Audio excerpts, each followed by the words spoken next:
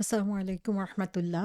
সূরা ইয়াসিনের এই আলোচনায় আজকে আমরা শুরু করব এর চতুর্থ প্যাসেজ থেকে। এর আগে ৩ টা প্যাসেজ নিয়ে আমাদের আলোচনা করা হয়েছে এবং ৩ টা প্যাসেজের মধ্যেই আমরা দেখেছি আল্লাহ সুবহানাহু ওয়া তাআলা রাসূলদের যে গুরুত্ব এবং তাদের যেই আম উপর বিশ্বাস করে আমাদের কাজ কিরকম হবে সেই ব্যাপারে আমাদেরকে নির্দেশনা দিয়েছেন। তিনি তার যেই নিদর্শন চারিপাশে আমাদের জন্য রেখে দিয়েছেন সেগুলো নিয়ে চিন্তাভাবনা করার আহ্বান আমাদেরকে জানিয়েছেন এবং এই প্যাসেজে এসে আমরা দেখি যে আল্লাহ সুবহানাহু ওয়া তাআলা ডে অফ জাজমেন্ট অর্থাৎ আমাদের পরবর্তী জীবন আখিরাতের জীবন নিয়ে এখানে আলোচনা করেছেন এবং সেই আলোচনাটাই শুরু হতে যাচ্ছে এই ৫১ নম্বর আয়াত থেকে। ৫১ নম্বর আয়াতে আল্লাহ সুবহানাহু ওয়া তাআলা আমাদেরকে বলেন, আউযু বিল্লাহি মিনাশ শাইতানির রাজিম ওয়া নুফিখা ফিস-সূরি ফাইযা হুম মিনাল আজদাসি ইলা রাব্বিহিম ইয়ানসিলুন। সিংহায় ফুঁক দেওয়া হবে, তখনই তারা কবর থেকে তাদের পালনকর্তার দিকে ছুটে চলবে। কথা থেকেই আমরা বুঝতে পারি যে এর যে অর্থ সেখান থেকে আমরা বুঝতে পারি যে এটা হচ্ছে কেয়ামত দিবসের কথা বর্ণনা করা হয়েছে। যখন ইসরাফিল আলাইহিসসালাম সিংহায় ফুঁক দেবেন তখন কি অবস্থা হবে? অধিকাংশ তাফসীরকারগণের মতে এটা হচ্ছে ৩য় বার সিংহায় ফুঁক দেওয়া এবং এই সিংহায় ফুঁক দেওয়ার সাথে সাথেই হচ্ছে মানুষ তার কবর থেকে বিভিন্ন অবস্থান থেকে পুনরুত্থিত হয়ে আল্লাহ সুবহানাহু ওয়া তাআলার সামনে আ আ একত্রিত হবেন এবং সেখানে আমরা দেখি যে সেই কবর থেকে তারা অতি দ্রুত গতিতে তাদের রবের দিকে ছুটে আসবে, এই কথাটাই আল্লাহ সুবহানাহু ওয়া তাআলা বলছেন। সো আমরা জানি যে ইসরাফিল আলাইহিসসালাম সিংহায় নিয়ে প্রস্তুত হয়ে বসে আছেন।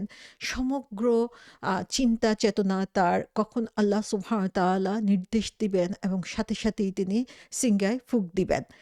সো এই সিংহায় ফুঁক দেওয়ার কথা কোরআন পাকে বিভিন্ন জায়গায় বলা হয়েছে এবং এখানেও আমরা দেখি বলা হচ্ছে নুফিখা ফিস-সূর। নুফিখা মানে হচ্ছে যখন আ আ নাফাখা অর্থ হচ্ছে ব্লো করা। সো যখন ব্লো করানো হবে যে কেউ একজন এই ফুঁকটা দিবেন। আর সুর মানে হচ্ছে সিংহা। সো এই যে সিংহায় ফুঁক যখন দেওয়া হবে তখনকার কথা এখানে বলা হয়েছে এবং এই ব্যাপারে আমরা দেখি যে ইবনে ওমর রাদিয়াল্লাহু আনহু আ থেকে বর্ণনা করা হয়েছে যে একবার একজন বেদুইন রাসূল সাল্লাল্লাহু আলাইহি ইসলামকে জিজ্ঞাসা করলেন এই সিংহা সম্পর্কে, যে সিংহা জিনিসটা কি? তখন তিনি তাকে বললেন যে এটা হচ্ছে এই সুরটা হচ্ছে একটা হর্ন বা সিংহার মতো যেটাকে ফু দিয়ে বাজানো হয়ে থাকে। অর্থাৎ সেখানে একজন ফেরেশতা থাকবেন যিনি হচ্ছেন এই সিংহায় ফু দিবেন এবং এখানে হচ্ছে পৃথিবীর সৃষ্টি থেকে যত মানুষ শতাব্দী থেকে শতাব্দী ধরে এই পৃথিবীতে এসেছে কিয়ামত পর্যন্ত তাদেরকে জীবিত অবস্থায় উঠিয়ে আনা হবে এবং আল্লাহ সুবহানাহু ওয়া তাআলাই শুধু জানেন যে এই সিংহার প্রকৃতি বা প্রকৃত চেহারা কেমন হবে। সো কেউ বলেছেন এটা আবার ২য় সিংহার কথা বলা হয়েছে।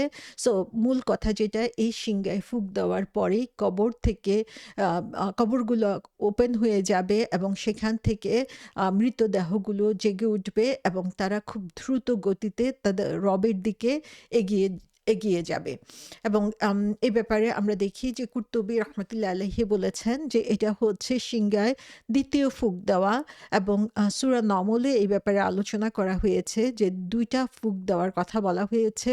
মূলত ৩ টা না এবং এই আয়াতের ভিত্তিতেও সেটার প্রমাণ পাওয়া যায় এবং অন্যান্য আ তাফসীরকারগণের মতে যে রাসূল সাল্লাল্লাহু আলাইহি ওয়াসাল্লাম বলেছেন যে এই যে ২ টা সিংহায় ফুঁক দেওয়ার সময়কাল সেটা ২ টার মধ্যে যে ব্যবধান সেটা হচ্ছে ৪০ বছরের ব্যবধান।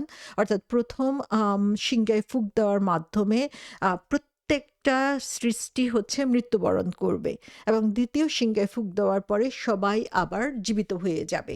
সো এই ২ টা সিংহায় ফুঁক দেওয়ার ব্যাপারে এই ধরনের মতামত এসেছে তাফসীরকারগণের পক্ষ থেকে এবং এখানে আমরা দেখি যে যে ফার্স্ট ব্লোয়িং যেটা ফার্স্ট যে সিঙ্গায় ফুঁক দেওয়ার কথা বলা হয়েছে, সেই সিঙ্গায় ফুঁক দেওয়াটাকে বলা হয় নাফাখাত আল ফাজা।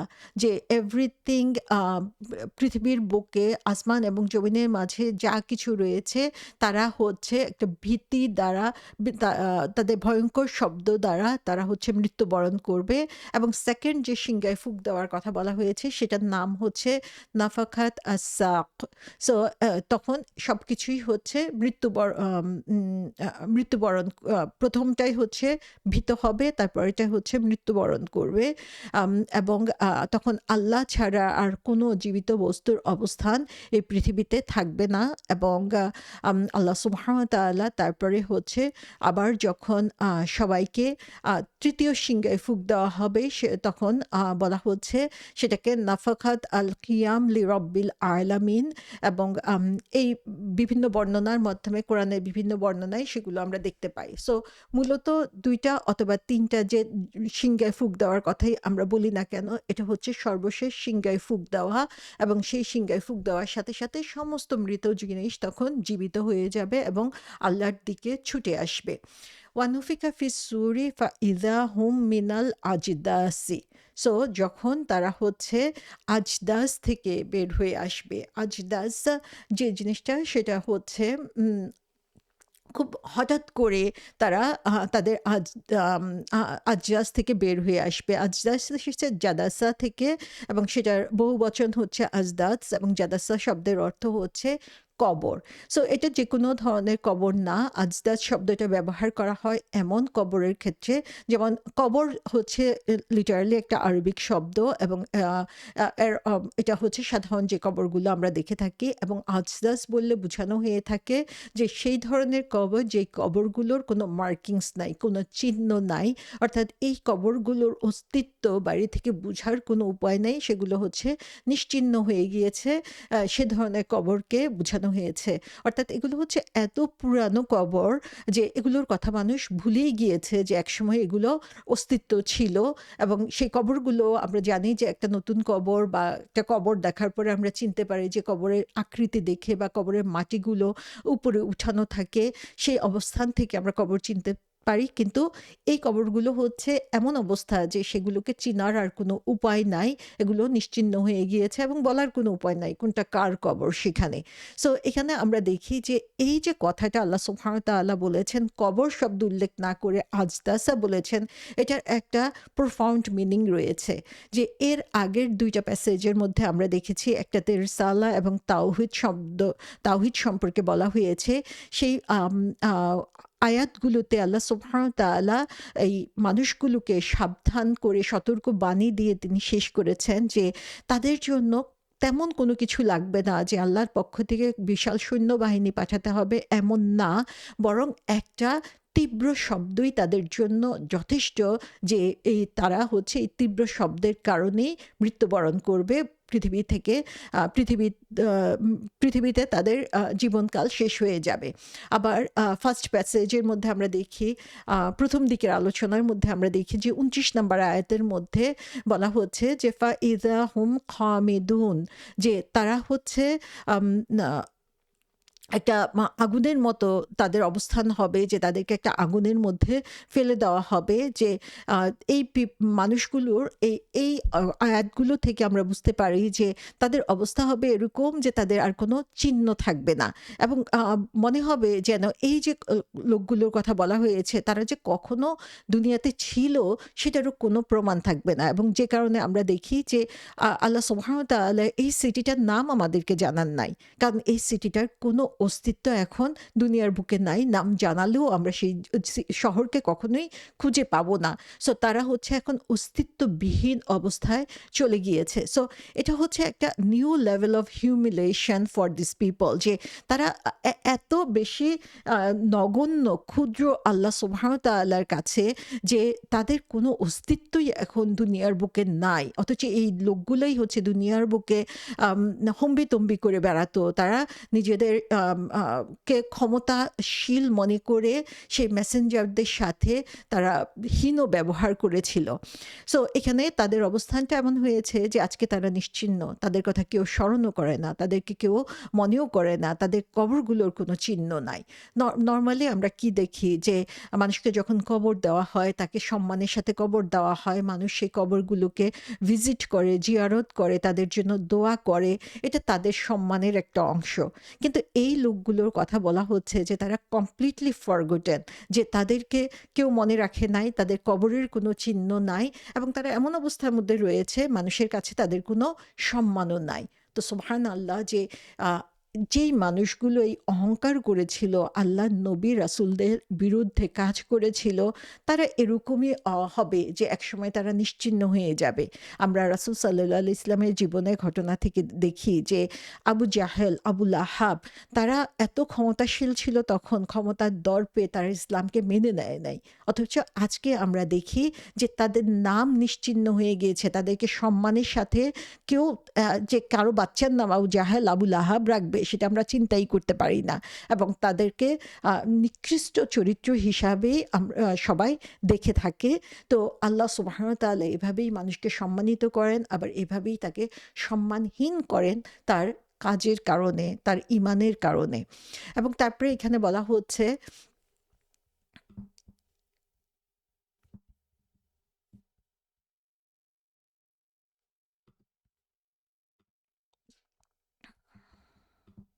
এখানে বলা হচ্ছে যে ইলা রব্বিহিম ইয়ানসিলুন, তারা তাদের রবের দিকে যাবে হচ্ছে ইয়ানসিলুন। ইয়ানসিলুন শব্দটি এসেছে নাসালা থেকে, যেটার অর্থ হচ্ছে খুব দ্রুত গতিতে হেঁটে যাওয়া। যখন মানুষ কোনো কিছুকে ভয় পায়, আমরা চিন্তা করতে পারি যে রাতের বেলা অন্ধকার গ্রামের রাস্তায় হাঁটতে গেলে গা ছমছম করে ওঠে, তখন মানুষ দেখা যায় খুবই দ্রুত গতিতে সে অন্ধকার জায়গাটা পার হওয়ার জন্য চেষ্টা করে। অথবা সে যখন ভয় পায় যে আশেপাশে সাপ বা কোনো ভয়ঙ্কর জিনিস তার কাছে আসতে পারে, তখন যে দ্রুত গতিতে এগিয়ে যায়, হেঁটে যায়, সেটাকেই হচ্ছে নাসালা বলা হয়ে থাকে। তো এখানে আমরা দেখি যে তারা হচ্ছে এরকম দ্রুত গতিতে এগিয়ে যাবে ইলা রব্বিহিম, যে তাদের রবের দিকে সেদিন এরকম দ্রুত গতিতে এগিয়ে যাবে। তো যেই লোকদের কথা বলা হয়েছিল তারা অবশ্যই সম্মানিত ছিল না আল্লাহর দৃষ্টিতে, যেটা আল্লাহ সুবহানাহু ওয়া তাআলা এই আয়াতের প্রথম অংশে বুঝিয়েছেন। কিন্তু আমরা দেখি যারা এই রবকে অস্বীকার করেছিল এই দুনিয়ার বুকে, সেদিন এমন একটা অবস্থা হবে যে তারা কবর থেকে বের হয়ে দ্রুত গতিতে সেই রবের দিকেই ছুটে যাবে। সো এটা আমরা দেখতে পাই যে দুনিয়াতে তারা যতই অস্বীকার করুক না কেন, তাদেরকে সেই রবের কাছেই যেতে হবে এবং রবের কাছ থেকেই তাদের প্রতিফল নিয়ে নিতে হবে।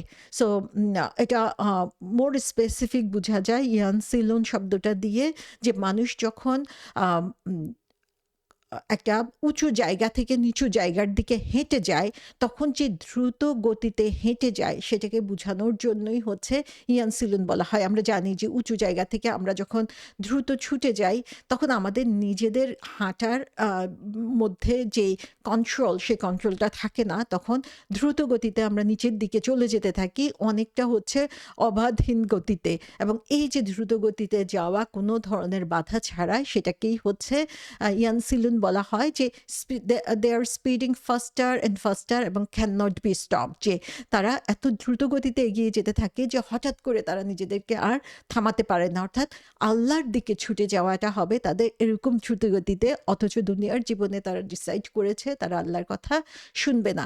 সো এই যে কবরের জীবনে আমরা জানি যে বারজাকের যে জীবন, সেখানে হচ্ছে তারা কঠিন একটা অবস্থা পার করবে এবং সেই কঠিন অবস্থার মধ্যে থাকা অবস্থাতেই তারা বুঝতে পারবে যে তাদের জন্য আসলে ভবিষ্যতে কি আছে।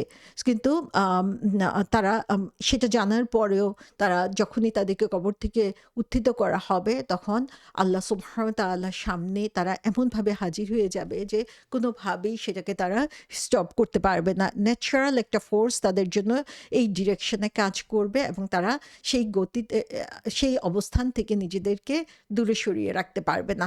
তো আল্লাহ সুবহানাহু ওয়া তাআলা এমনভাবে শব্দগুলো চয়ন করেছেন, আমরা যেন চোখ বন্ধ করলেই দেখতে পাই যে কি কঠিন একটা অবস্থা সেদিন হবে সেই মানুষগুলোর। এবং সেই কঠিন অবস্থা থেকে আমরা যদি নিজেদেরকে বাঁচাতে চাই, আমাদেরকে ঠিক তাদের অপোজিট কাজ করতে হবে। তারা যা কিছু করেছে সেগুলো আল্লাহ সুবহানাহু ওয়া তাআলার কাছে ঘৃণিত। সেই কাজগুলো থেকে আমাদের নিজেদেরকে দূরে সরিয়ে আনতে হবে। সূরা মাআরিজে যেমন আল্লাহ সুবহানাহু ওয়া তাআলা বলেছেন, ইয়াউমা ইয়াখরুজুনা মিনাল আজদাসি সিরাআন কাআন্নাহুম ইলা নুসুবি ইউফিদুন। সেদিন তারা কবর থেকে দ্রুত বেগে বের হবে, যেন তারা কোনো এক লক্ষ্যস্থলের দিকে ছুটে যাচ্ছে। তাহলে তাদের মেইন টার্গেট আমরা দেখি যে সেদিন তারা রবের দিকে ছুটে যাবে। ইলা রব্বিহিম, এই শব্দটা আগেই বলা হয়েছে যে এটাই হচ্ছে তাদের মেইন টার্গেট। সো আল্টিমেটলি আমাদেরকে সেই রবের কাছেই ফিরে যেতে হবে। কিন্তু আমরা যখন দুনিয়ার বুকে আল্লাহ সুবহানাহু ওয়া তাআলা আমাদেরকে স্বাধীন ইচ্ছাশক্তি দিয়েছেন, তখন আমরা এই ডিসিশন মেকিংয়ে ভুল করি এবং যে কারণে হচ্ছে ভুল পথে এগিয়ে যাই। সূরা জুমারে বলা হয়েছে, সিংহায় ফুঁক দেওয়া হবে, ফলে আসমান ও জমিনে যারা আছে সবাই বেহুশ হয়ে যাবে, তবে আল্লাহ যাকে ইচ্ছা করেন। অতঃপর আবার সিংহায় ফুঁক দেওয়া হবে, তৎক্ষণাৎ তারা দণ্ডায়মান হয়ে দেখতে থাকবে। তাহলে এখানে আমরা দেখি যে সেই সিংহায় ফুঁক দেওয়ার কথা কোরআনে বারবার আমাদেরকে বলা হয়েছে এবং এখানে স্পেসিফিকভাবে বলা হয়েছে যে কিভাবে তারা আল্লাহর দিকে এগিয়ে যাবে সেই আখিরাতে, যে তারা কোনোভাবেই নিজেদেরকে স্টপ করতে পারবে না। এখানে ইন্টারেস্টিংলি আমরা যদি একটু গ্রামাটিক্যাল সাইডের দিকে তাকাই, তাহলে দেখব যে বলা হচ্ছে নুফিখা।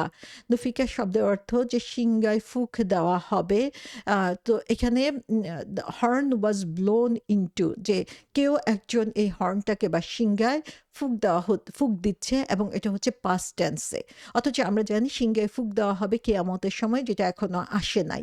এই পাস্ট টেন্স দিয়ে আসলে বোঝানো হচ্ছে যে এই ব্যাপারে আমাদের সন্দেহ করার কোনো সুযোগ নাই। অতীতে কোনো কাজ হয়ে গেলে সেই ব্যাপারে যেমন আমাদের কোনো সন্দেহ থাকে না যে এটা হয়েছে, সেটা আমরা সন্দেহাতীতভাবে জানি। সেই পাস্ট টেন্স ইউজ করে বলা হচ্ছে যে এই যে সিংহায় ফুঁক দেওয়া হবে সেটাও এরকম অবশ্যম্ভাবী, এটা একটা কনফার্মড ফ্যাক্ট এবং এটাকে অস্বীকার করার বা বদলানোর কোনো সুযোগ আমাদের কারো নেই। এবং অল অফ এ সাডেন এই কথাটা এখানে বলা হচ্ছে যে ইলা রব্বিহিম ইয়ানসিলুন, যে তাদের রবের দিকে তারা দ্রুত গতিতে এগিয়ে যাবে। সেই তারাটা কারা? এখানে কেন এই হুম শব্দটা বা বহুবচনটা ব্যবহার করা হয়েছে? এটা হচ্ছে সেম পিপল যাদের কথা এই সূরাতে বারবার বলে দেওয়া হচ্ছে, যারা মেসেঞ্জারদেরকে ডিনাই করেছে। তারা হচ্ছে সেম পিপল যারা হচ্ছে তাওহীদের একত্ববাদকে অস্বীকার করেছে। তারা হচ্ছে সেম পিপল যারা হচ্ছে রাসূলদের বা তাদের পথে চলা লোকদেরকে বিভিন্নভাবে হুমকি দিয়েছে, তাদেরকে নিয়ে হাস্য কৌতুক করেছে এবং তাদের কথাকে মিথ্যা প্রতিপন্ন করেছে। হুম দিয়ে আল্লাহ সুবহানাহু ওয়া তাআলা সেই স্পেসিফিক পিপলদের কথা আমাদেরকে স্মরণ করিয়ে দিচ্ছেন, যারা হচ্ছে এত অ্যারোগেন্ট, এত অহংকারী যে তারা নিজেদের পকেট থেকে যখন তাদেরকে খরচ করতে বলা হয়েছে, তারা সেটা নিয়ে হাসি ঠাট্টা করেছে। ইন রিটার্ন তারা শুধুমাত্র যে এই পৃথিবী থেকে আল্লাহ তাদেরকে ওয়াইপ অ্যাওয়ে করে দিবেন, যে তাদেরকে নিশ্চিহ্ন করে দিবেন, তাই না, বরং তাদেরকে চিনার মতো, তাদেরকে সম্মান দেখানোর মতো কেউই পরবর্তীতে আর অবস্থিত থাকবে না।